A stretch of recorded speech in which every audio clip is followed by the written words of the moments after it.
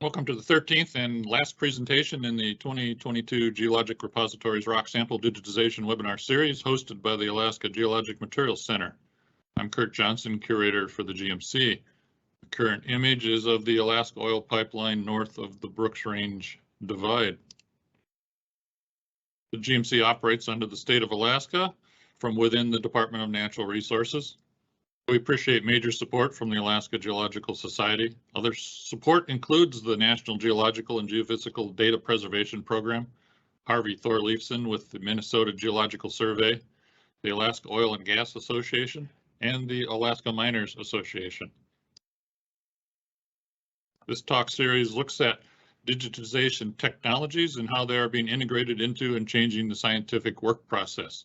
If you've missed a presentation, you will find videos of past talks on the website using the search terms DGGS, GMC, and webinar. Our last talk brings together Rainer Bars and Phil Harris. Rainer is a senior application engineer with Spectral Imaging Limited, and Phil is with president of TerraCore. Rainer has worked as a senior application engineer at Specim, where he's been for over 20 years. Much of his focus has been on demo and pilot measurements and data analysis for potential customers, demonstrating and enabling the use of hyperspectral imaging to solve these problems. Phil is a geologist who has been keenly involved in applications of infrared spectral techniques across the discipline. His focus has been on the development of systems and solutions enabling spectral techniques for geological applications. Rainer and Phil will present a geologic tool for digital transformation, the SisuROCK Hyperspectral Scanner. So welcome to the series, Rainer. Yes, thank you, Kurt. Happy to be here. It's an honor and a pleasure to be here, to have a possibility to say a few words to you all. My name is Rainer Bars. And opposed to what Kurt said, I have a new title since we last spoke. I'm now titled Product Specialist in Software and working with the product management team at Specim, where I've been for over 20 years. We will talk with Phil Harris from TerraCore, our good friend and collaborator since a long time, about the SisuROCK as a geological tool for the digital transformation. I will talk about the hardware and the instrumentation, the cameras a bit. That's what we build at Specim. And Phil will talk more about the applications and the geology and that side of things. Let's see an outline of what's to come. I'll give a short introduction to Specim. Then I'll say a few words about the physical background and measurements of the technology. Not a lot, I guess Phil will say something about that too. Then an introduction to the SisuROCK systems, cameras, options, and then more about the SisuROCK value proposition, why it's a good idea to use that and use this technology in geology.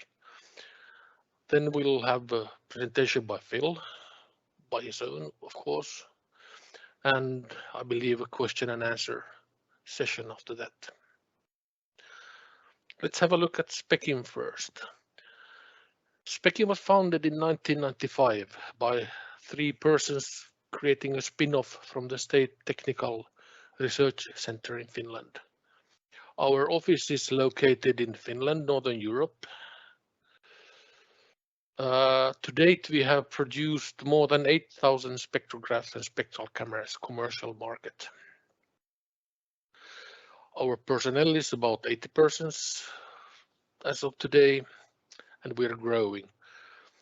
We have a compound annual growth rate of about 40% in the industrial segment, meaning sorting and things like that using hyperspectral. Since 2020, we have been a fully owned part of Konica Minolta, so we have quite a strong background group there. Specim has sales offices in Spain, in Barcelona, in the US, in New Jersey, and Shanghai, China. We also have a worldwide distributor network spanning all over the globe.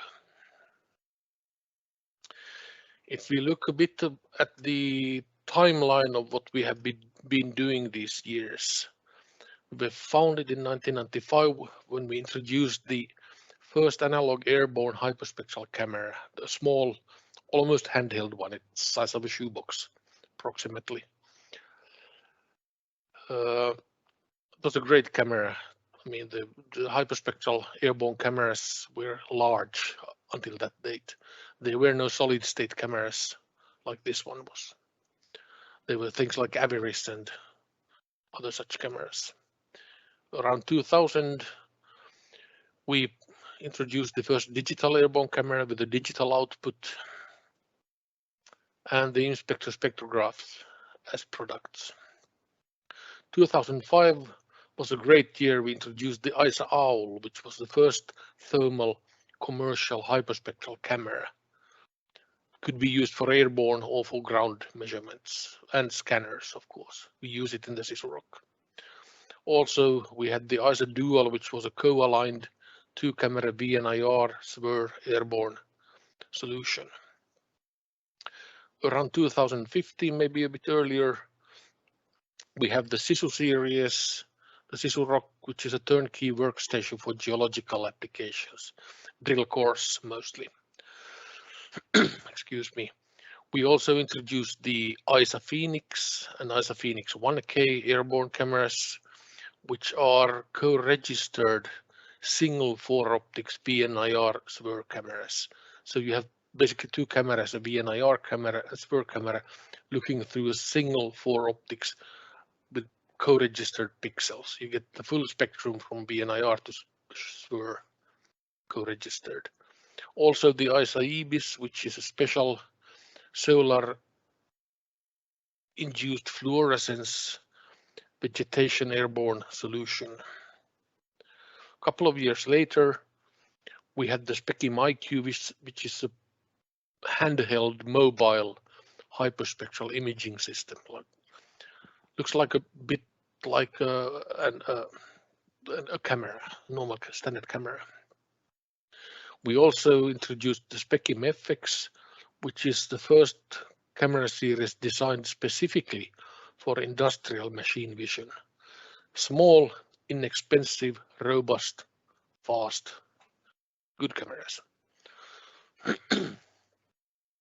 2019, we have the medium wave FX50 camera for industrial use. Medium wave is the killer application is sorting of black plastics, which can't be done in the visible or shortwave infrared. Needs the medium wave. In 2020, we introduced a new series of airborne cameras, the AFX, which are drone compatible. The Specim One, which is a big thing, it's a platform for the sorting industry, including the camera, real-time processing, sorter controller, and the software to create your sorting classes, sorting algorithms for the sorter. We also were acquired by Konica Minolta that year. Our current product range, a quick look. In the VNIR, we of course had the Specim IQ, small camera, handheld, the FX series. The FX series then extends to the NIR, with the FX17, medium wave with the FX50, and the upcoming FX120, which is the replacement of our OWL camera in the thermal range. AFX series, AFX10, 17, these are the airborne cameras. A series of scanners in the Sisu series, the SisuROCK in the middle, the Sisu SCS, the single core scanner on the right, and the Sisu Kima tabletop scanner here. We have various spectral cameras which are not part of the FX series. The SWIR camera maybe being the most important for geology. Shortwave infrared is the baseline tool for geological applications, mineralogy. Then we have a series of other scanners, small tabletop lab scanner, slightly larger lab scanner, and an art scanner in our product line. If you look a bit at the theory and the background of what we are actually measuring, we are looking at electromagnetic infrared radiation, infrared light, visible and infrared light. It's harmless, non-destructive, easy to use. We are using wavelengths from the visible, from the violet, all the way to the red, going up to the NIR, short wave, medium wave infrared, and up to the long wave infrared. We have cameras to cover all these wavelength ranges. To the very long wave infrared, we don't go. That's very expensive and very rare application area. But we are working in this range and using infrared radiation. The basis on what we do is the vibration of molecules. Minerals are specific molecules, and these molecules absorb specific characteristic wavelengths. The reason why they do it is the bonds between the atoms in the molecule. When these molecules are hit by a specific wavelength of light, infrared radiation, they will vibrate on that frequency, but just on the specific frequency, depending on type of stretching and bond between the atoms. This means that as the molecules are different, the light absorbed into the molecule, where the energy goes to the vibration instead of being reflected back from the molecule, will depend on the molecular structure. That's why different materials will show up different absorptions. This is a reflectance of a material. Show absorptions depending on the molecular structure, the bonds in that material. And they are characteristic. You can identify the material from that. These are two sample curves for two minerals, halloysite and epidote. You can see that the absorptions can be shallow, they can be deep, they can be fairly narrow as this one, or much wider than this one. All makes easier to identify the minerals. This is the basis of this technology. If we look at how we measure, actually do the measurements, we have the illumination source, illuminating the sample, and the camera looking at a single line. These are line imaging cameras. We are looking at the line 1 pixel long and hundreds or thousands of pixels wide. And only that line needs to be illuminated, which makes the problem quite easy. To produce a 2D image of this, we need to either translate the sample under the camera while we are capturing a series of image lines, or move the camera with respect to the sample as we do in airborne applications. A conveyor belt or a scanner table would be an example of where the samples are moving. And we will get the full spectrum recorded for each image pixel by the spectrograph and the detector inside the camera. The spectrograph is just a fancy prism which breaks up the white light or the light to its specific components, making us able to measure the intensity at different wavelengths. Here is an example of a drill core box we measured. This is an RGB image to the left. You can see it's quite gray. In the middle, we have a thermal long wave infrared scan and the false color composite of that data. The false color composite just means that we have picked 3 bands of the reflectance data to represent the red, green, and blue images in this color. You can already see a huge amount of detail, structure, and texture in these samples. And if we look at the spectrum of a single pixel, you can see the mineral fingerprints here. The red one is actually quartz. You can see the 8.7 micrometer absorption here. And because we can identify the minerals in each pixel, we can classify and cluster them. We can build mineral maps of the core where we can see the different minerals, we can see the structure, we can see the textures. This is quite exciting. If we have a look at the actual instrument, the SisuROCK, it's quite a big instrument, quite a big workstation.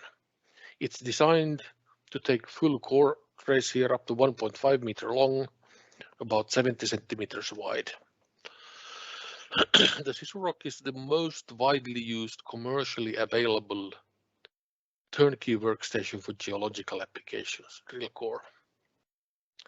It can collect data in several spectral ranges in wavelengths, the VNIR, SWIR, medium wave or thermal, plus it can record high resolution RGB images. This workstation has a good track record. There are a double-digit number of systems sold and in use worldwide, all over.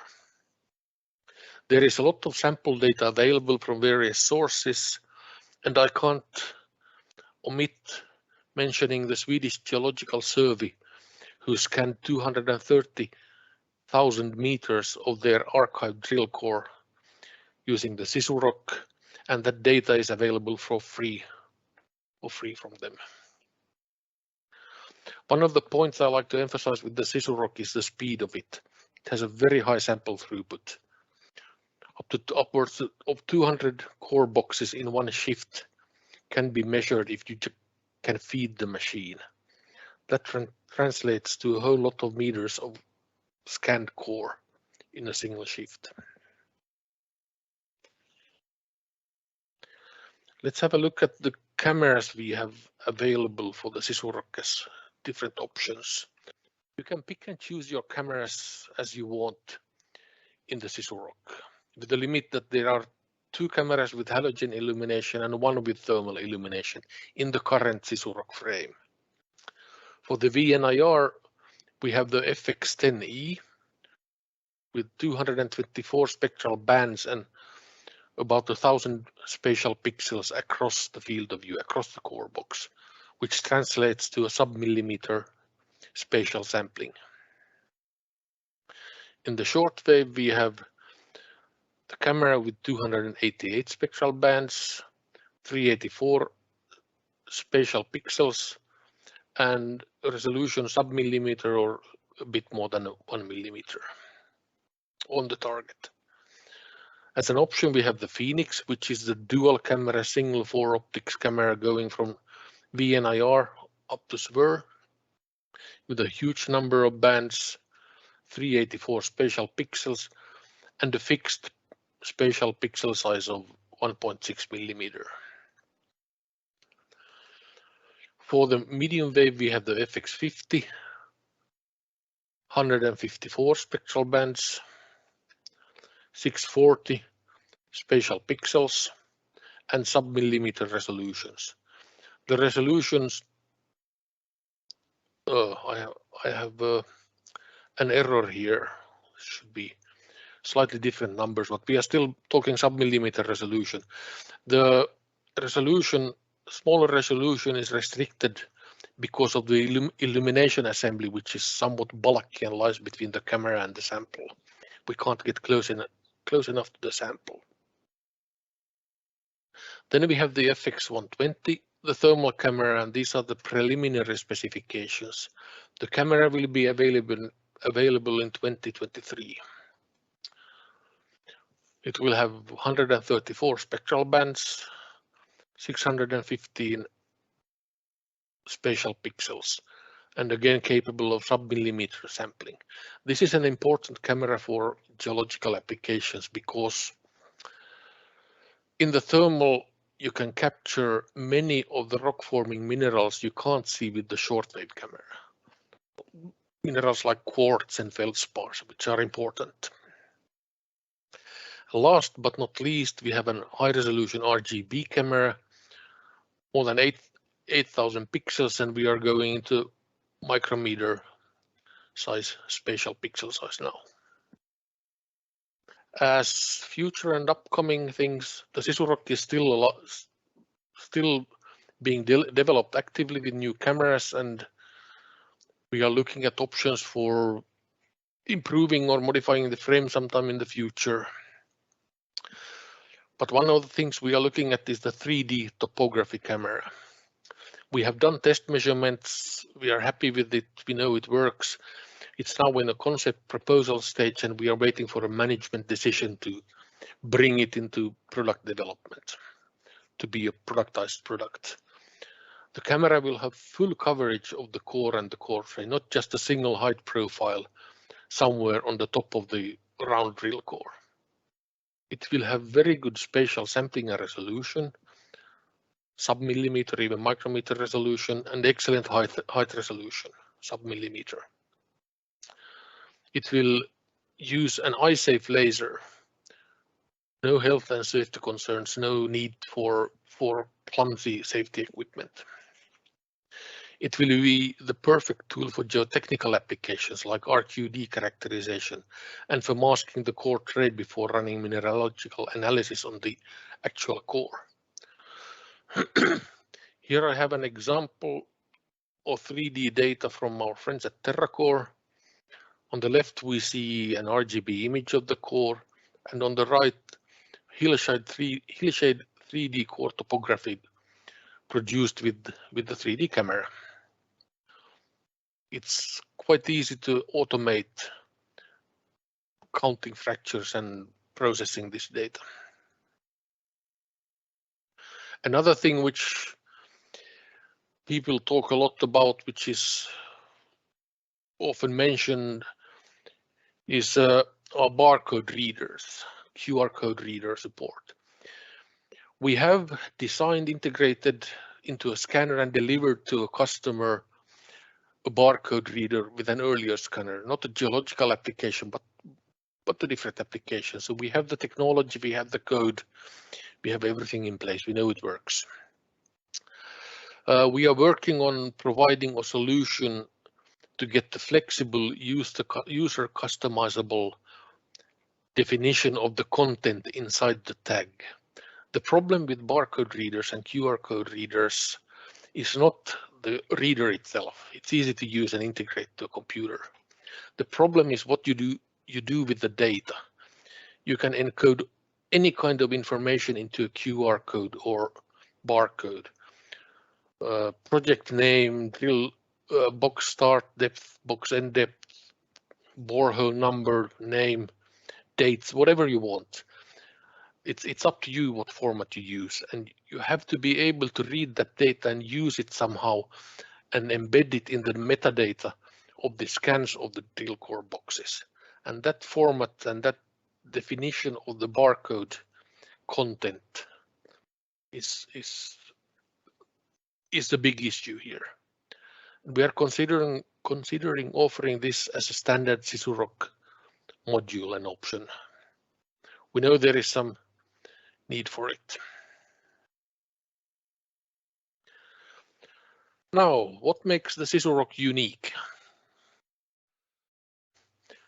SisuROCK is an imaging instrument. We capture a full image, not just points or profile. It will capture the full sample texture, for example, for use in geometallurgical applications. All the cameras are imaging the full core box, not profiling along the core top or scanning only a narrow strip in the middle of the core. We have a large number of spatial pixels across the field of view. We know that's important, meaning that you get the best possible spatial resolution, while we still think it's very important to produce a great signal to noise ratio. Signal to noise ratio is the key in many applications, in most applications like this. Without signal to noise, you can't identify your minerals. Without a good signal to noise ratio, you have only noise. After having talked to many eminent hyperspectral specialists over the years, most of them agree that they would rather take a good signal to noise ratio than a lot of spatial pixels. So that's if there is a trade-off. We are trying to give you both, but keeping in mind the signal to noise ratio. In the SisuROCK, all wavelength ranges, meaning all cameras and all measurements types, are captured in a single scan without changing the core position or layout of the core in the box, or without having to touch the core. A typical measurement with the SisuROCK takes from loading to loading of a core box takes, say, 2 or 3 minutes, depending a bit of how many cameras you have there. The SisuROCK captures white and dark references for each individual scan and stores them together with the actual scan data. This is to maximize data quality, and any kind of variations you can see inside the camera may be based on changes in temperature or whatever. These are commercially available, proven imaging medium wave and thermal cameras, which can be used in scanners. These are important wavelength ranges for geology and mineralogy. The SisuROCK is fast, as I said before. Shorter scanning time translates to lower cost because of shorter time on site. And last but not least, again, there are several service providers globally offering measurement and or analysis services using Specim's technology, using these accepted and proven cameras and systems. TerraCore is one of them, one of the oldest and best known of them. With the 27 years of hyperspectral at Specim and thousands of cameras in the field and many SisuROCKs being used by mining companies and prestigious institutions around the world, we believe this is the gold standard for hyperspectral imaging and core analysis. Thank you. It's a short presentation. I hope we get some questions about it. Now, Phil, please. Thanks, Rainer. Thanks for the introduction into the SisuROCK scanner. My name is Phil Harris. I'm a geologist and president of TerraCore, and I'm going to be talking to you about why hyperspectral core imaging is such a valuable geological tool for digital transformation. I know that this webinar series has really been about digitization, and what the power in the hyperspectral core imaging is that it actually digitizes the geology, and I'll try and demonstrate that in some of the slides that we'll go through here as well.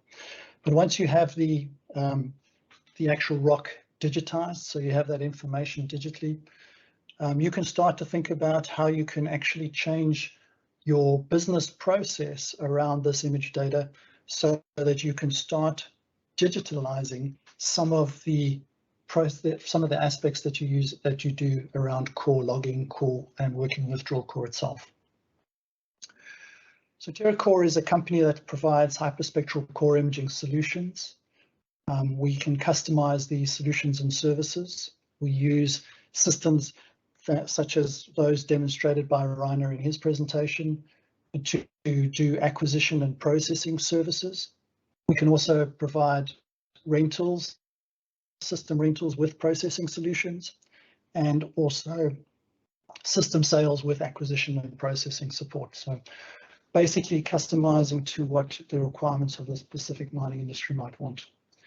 These systems can be located at all sorts of different sites, either the exploration sites or the mine sites where the core is, or potentially at centralized locations such as core centers, where the core storage centers, or even at lab facilities as well. Let's look at why hyperspectral core imaging is so important for geology.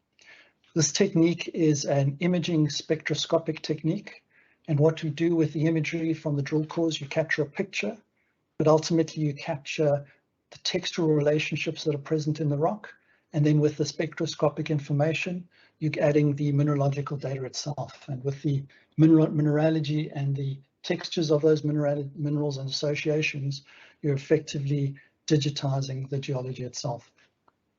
The value in the technique is that it's, as Rainer said, it's non-destructive, rapid, and there is a minimal sample preparation requirement. I do use the term minimal because if you have a piece of pink core, like in the picture, a piece of pink tape on the core, then you're going to be seeing that in your picture as well. So there is some preparation. It's basically about what you see in the imagery is what you get.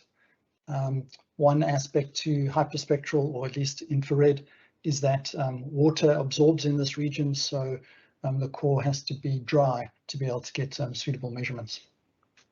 But with this, and then after, obviously the last aspect is it's an on-site, it's a site, it's a measurement that can be taken to the site. So you've got a picture out in the outback in Australia of one of these core storage areas, and you can see that it's really important to be able to move the instrumentation to the core rather than moving the core to the instrument itself. What this does is it can provide you a very comprehensive mapping and coverage tool, so you can get your entire portions of your geological samples measured. As I said, it's the mineralogical and textural information.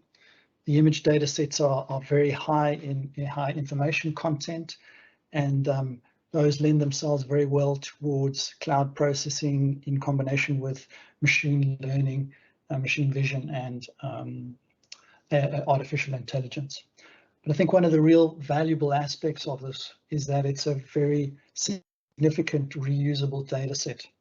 Just like when you would go back to the drill core and revisit that drill core to be able to explore it further, so you can go back and revisit the image data set. So using this data, you can go and have a look at the core and start to build your knowledge, and then you can come back to the core with a different question and use the same data to ask new questions of the geology. So as Rainer said, there are several different processes that cause changes in the electromagnetic spectrum across the infrared, and these absorptions and Rastral bands are caused by electronic and vibrational processes. These features then are characteristic of bonds associated with the minerals, and therefore then, depending on the wavelength ranges that you're covering, you can start to identify different minerals. But additional to that, you can also see some of these characteristic absorption features shift subtly in their wavelength position, and in that shifting we could start to get compositional information as well. So you would have heard of white mica compositional changes, and you can monitor that through alteration systems, chlorites, biotite, garnets, pyroxenes as well. So there's a vast additional information that one can get about changing mineral state as well from this data set. So the ranges that we typically talk about in geology go from the ultraviolet, obviously, but into the visible near infrared, shortwave infrared, midwave infrared, and into the long wave infrared. And those are the main mineralogical ranges where we're getting information from. You would have heard in the literature and some other collaborators in this field talk about the long wave as the thermal, so the thermal infrared. So it's an important region as well.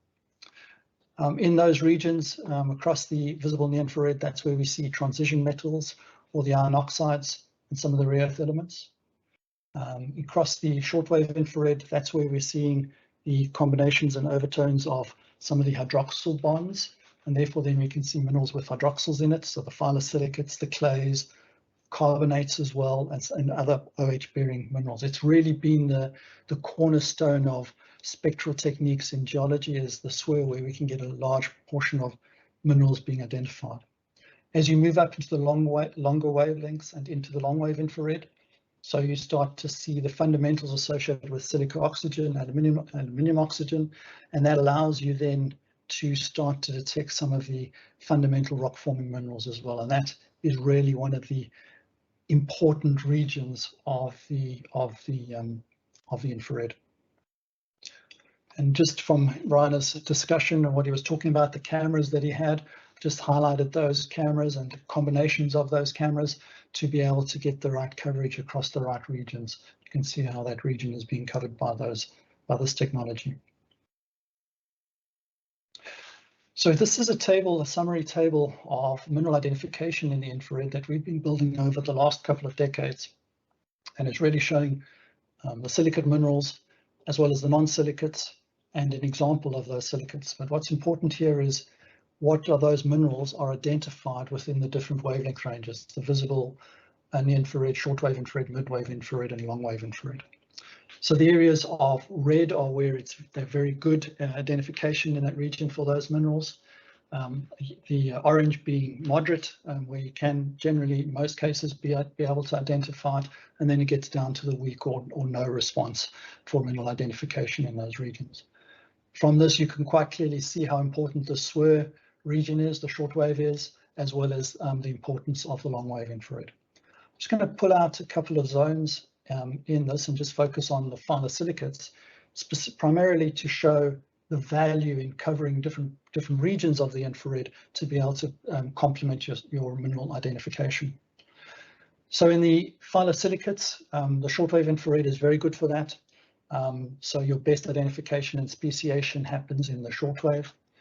You certainly can see some of the fundamentals of the OH in the longwave infrared, but they do occur in similar positions. So speciation is more difficult in that range. But if we move into contrast, moving into the detector silicates, we see that the longwave infrared, where we're seeing those silica-oxygen bonds, we're able to clearly identify and discriminate the feldspars and the quartzes, whereas the other ranges are not particularly powerful for identification of these silicates. And then another example, just in the carbonates, you can see that obviously we feel that the midwave infrared is probably the best region for the carbonates, but you can clearly see it's very good in the long wave as long as you're covering the right parts of the long wave. You certainly can see carbonates in the shortwave as well, but the carbonate absorption features are occurring in similar positions to other minerals, such as chlorites and biotites, which make it more difficult to discern the presence of carbonates in some of your rock types. And because of geology, we're always interested in, I can't ignore that, and that's something we have to look at. The hydrocarbons are really good in the midwave. The CH4 bonds are seen in that region, as well as seeing combinations in the shortwave infrared.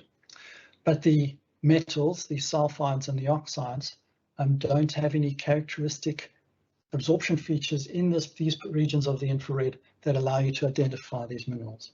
Having said that, though, we do see responses of the metals in the midwave and longwave infrared, which allows those to be discriminated. At least you can map those in your drill core, but you can't speciate the sulfides. So let's look at what we get out of the geospectral images from the system. This is a natural color high resolution RGB image, and if we zoom into one of the areas, you'll see the high resolution data, which is very typical of us geologists looking at it. Nice high example of the drill core. This is an example from the banded chert formation in the Moody's group of the Barberton Mountain land in South Africa. You can see the jasperitic or the chert units, and then cross-cutting sideritic veins that are coming through it. If we start to add the infrared data and start to look beyond the human eye, we start to see, we can start to generate these false color composite images that Rainer was showing. These can give you nice contrast and highlight variability and textures within the rocks. You can even start using some of the remote sensing and airborne or satellite type processing techniques like principal components and decorrelation stretches and MNFs to be able to create some really bright looking images, but to create some really nice contrast so that you can start to see similarities and differences in the rock with the chert units in these sort of cyan and dark blues, and the sideritic alteration in these light bright neon greens. From the spectroscopic information, you can start to be generating effectively mineral maps. These are effectively pseudo-geological maps on the drill core itself, where you can look at minerals, mineral assemblages, mineral combinations, groups, and what we like to call spectral facies. And then we can target specific minerals themselves and start to look at the intensities of these minerals. This is a plot using a rainbow color palette, where the darker blue colors are lower values, and the brighter red or hotter colors are higher values. And we like to call it a heat map. So you can see where the hotter colors are where the features are present, and this is mapping the carbonate within the unit. In order to get semi-quantitative information, one would need to calibrate these data sets, but with other data sets to be able to get semi-quantitative information. And lastly, you can start to get compositional information from the data sets. And this is the white mica distribution in the core, and similarly also got a rainbow color transition where you can see you're changing the composition of it. You're going from a low wavelength in the green to a longer wavelength in the more orange and red colors. And you can start to see these transitions by using these images. But it does go further than just the imagery data set, because it's not just a picture, because once we now start to look at the core and assign the depths, so once you can get the depths assigned to the imagery and you can put in the depth information, every single pixel that you get then has a geographic location that you can then use for that information, and allows you then to use that data in a geological and geographical context. Really, it allows every pixel location to be known, but it also means that when you actually are doing your logging, you can actually use the image data sets to define where contexts or boundaries are, or interesting areas that you might want to sample, rather than having to take the tape measure out and measure where the actual depths are, because you have the digital tape measure built in to the system. So once you can do that, it really means you can start to actually use the image data sets and log on the image data sets. So using the picture to capture the relationships that you see, and with that depth registered information, you can then have the lithological logs being generated. Additionally, in the logging process, because you've got all these the data digitized, you can start looking at different minerals, different mineral combinations, or even different data sets that have been captured on the core, so that you can have the best suite of data to be able to guide your actual logging process itself. Obviously, once the data set has been digitized, it brings it into a really good accessibility and collaborative environment. It means that you start to take the core to the geologist, rather than what we've traditionally had to do is take the geologist to the core. And that really means that you can get more geologists to actually see the core itself, and it gives you much higher sample visibility. One of my undergraduate professors, when we were still young and naive geologists, said to us, and I always remember, is that the best geologist is the one that sees the most rocks. And this tool is about seeing, giving you that visibility in different ways, and you can get access to a lot more rock exposure as well to be able to build your knowledge. And then using several different processing techniques, one can start to take machine learning to a different level, where you can start to help that and to inform your logging process. And there are lots of different techniques that are being developed to be able to define boundaries, to be able to assist in that logging definition. This is a drill hole, and you see a series of the hyperspectral images displayed on the left, with a lithology log that's been generated by the geologists, and then the mineral map from the long wave infrared with the changing minerals, and short wave infrared and their changing minerals, and then two classification images generated using machine learning techniques to be able to show variability in the core. If we look at it in terms of the boundaries of the core that have been defined, you can quite clearly see those boundaries in the data set, but you can clearly see that there are other boundaries that are present in the data set as well.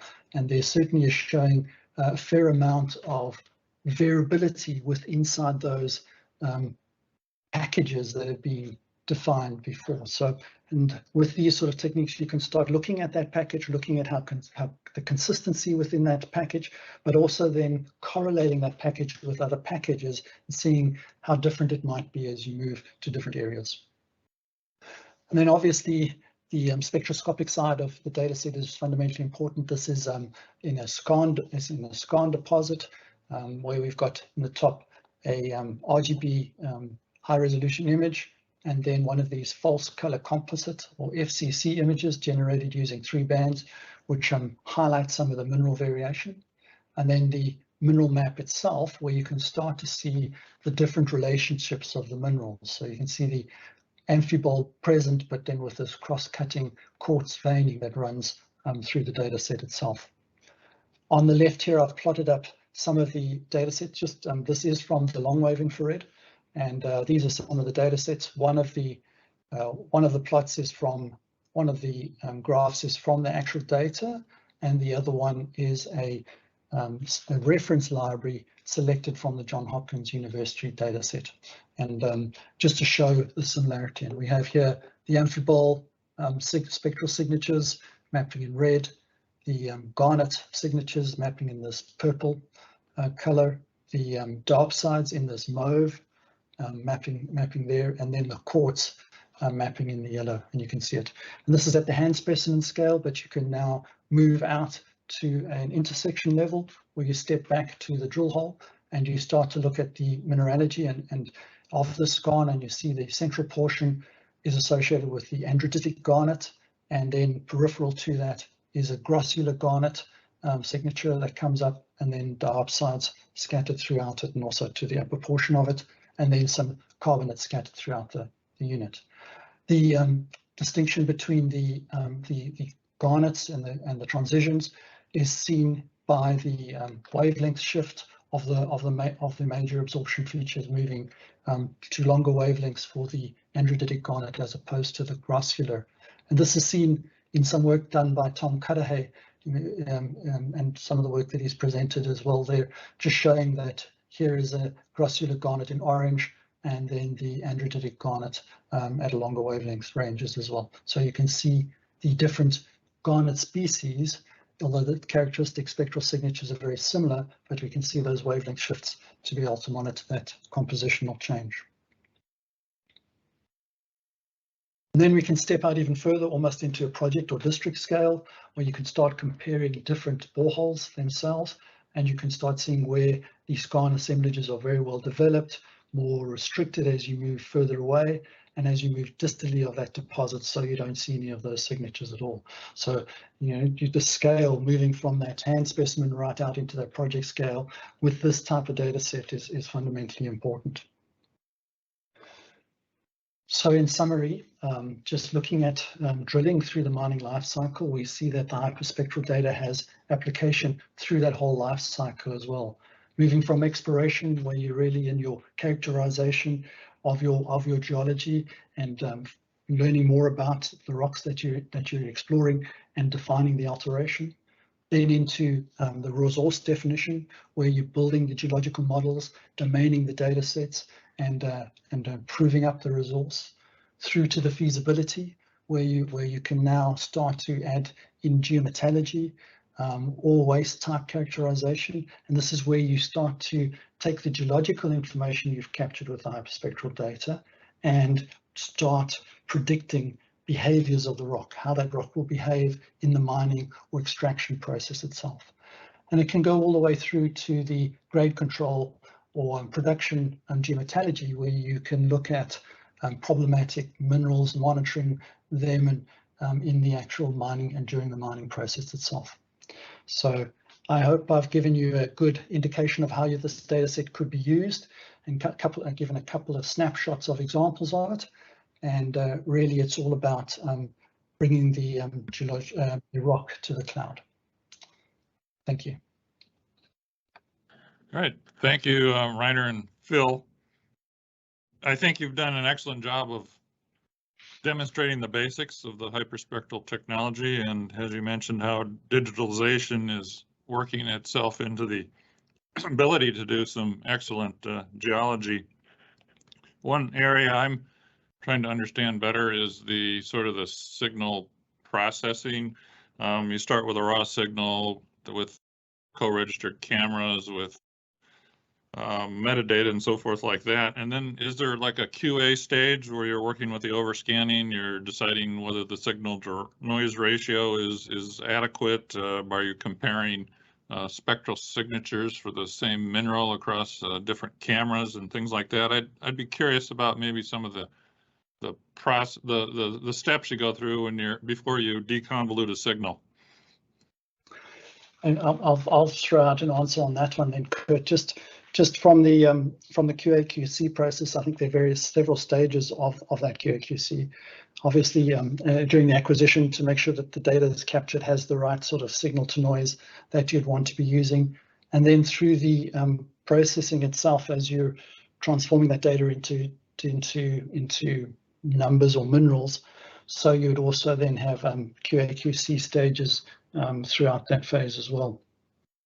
So there are a series of different places for it. Now, obviously, if there are places where the rock may not have a very high signal, and you won't necessarily see the rocks. So in some of the processing, you are using the signal to noise as effectively a constrainer to the information that you're getting out.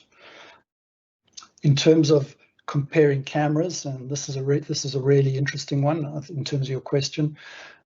The SisuROCK systems, you capture a white and dark reference. That's what Reiner was talking about at the beginning, which allows you to calibrate each image. So each of those images is well calibrated during the acquisition. And also during the day, we have a standard practice where we are ensuring we're monitoring the wavelength positions of the spectrometers to ensure that there's no shift or change that might take place through the sequential days that you might be imaging. And those are used to try and keep a standard to the data sets.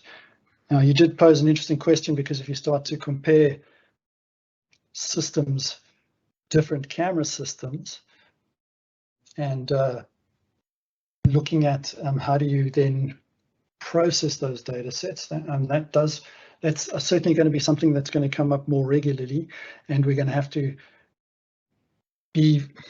work very carefully at how that actually takes place. Reiner, maybe you want to pass some comment on that? Yeah, combining the data from different cameras. First off, you have the spatial pixel co-registration. Mechanically, it's practically impossible to co-register the cameras, so they will be mechanically looking at the same pixels. The adjustments are so small. It's so sensitive, so you can't do that. So you have to do that later in software. Match the images. Overlapping spectral bands also causes some issues, because the sensitivities of the cameras, of the detectors, are different.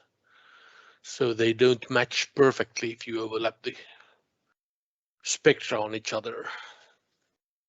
Was this what you were talking about, Phil? Or? Yep, and I was just getting your input in terms of the cameras themselves and what the input is. Hopefully, could that address some of your question? I don't know if you've got a further question from that. Yeah, that did address some of the questions. And I think you made a comment earlier that it's just like going back to the rocks. You have a basic signal, and as the technology and as the machine learning progresses, you can go back to the signal and come up with maybe better interpretations, or interpretations that are better, more honed to the type of mineralization or minerals that you're looking for or something like that. So I think this is, I don't know, exciting technology, and the ability to bring it to repositories where there's hundreds or 200 or 300 or 400, 1,000 meters of core that are sitting there that can provide rapid reconnaissance scanning of large areas of the continents. I think that's also very exciting. And I'd be curious, to learn more about, as Rainer mentioned, the experience of Sweden and some of the other repositories, and what their learning curve has been. So thank you again, Rainer and Phil, for the talk. Yeah, again, I'd like to thank today's presenter, both Rainer and Phil, for excellent basic presentations and how this extends into the geologic realm. This series actually developed into a bit more than I expected over the many months. So I want to thank again all the presenters that we've had since last February. And I want to thank again the many attendees who've joined these talks. Everybody have a good week. Have a good summer. Thank you, Kurt. Thank you, everybody. Enjoy the summer. Yeah. Thank you, everyone. Thank you, Kurt. Have a good summer.